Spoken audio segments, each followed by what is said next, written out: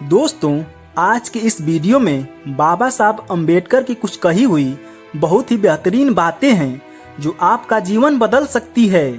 तो दोस्तों, बाबा साहब अम्बेडकर ने कहा था कि सुबह सुबह 2 घंटियां बजती हैं, एक विद्यालय में बजती है और दूसरी मंदिर में बजती है। अगर आप मंदिर की तरफ जाते हैं तो आप वहां से भिखारी बनकर निकलेंगे और अगर आप विद्यालय की तरफ जाते हैं तो आप अधिकारी बनकर निकलेंगे। यह तय आपको करना है कि आपको भिखारी बनना है कि अधिकारी बनना है। दोस्तों, बाबा साहब अम्बेडकर ने एक बहुत ही अहम बात और कही थी।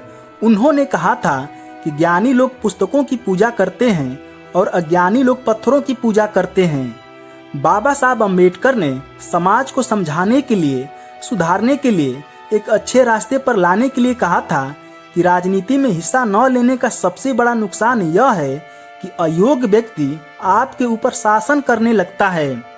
बाबा साहब अम्बेडकर का मानना यह था कि कोई व्यक्ति गरीब नहीं है।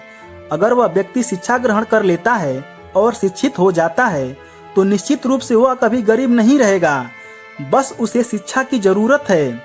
बाबा साहब अम्बेडकर ने महिलाओं के लिए भी कहा था कि मैं किसी समुदाय की प्रगति उसके रुपए पैसे, जमीन जायदाद से नहीं मापता हूँ।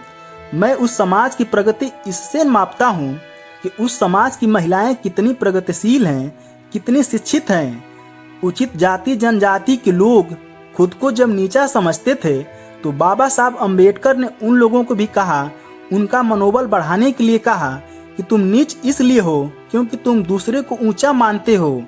जिस दिन तुम दूसरों को ऊंचा मानना छोड़ दोगे उस दिन तुम नीच भी नहीं रहोगे।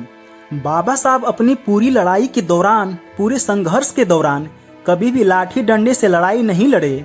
वे जब भी लड़े संवैधानिक लड़ाई लड़े और उन्होंने कहा भी था कि 1000 तलवारों से ज्यादा ताकतवर एक कलम होती है। और उन्होंने विश्व के पटल पर इस चीज को सिद्ध करके दिखाया और भारत का संविधान लिख दिया।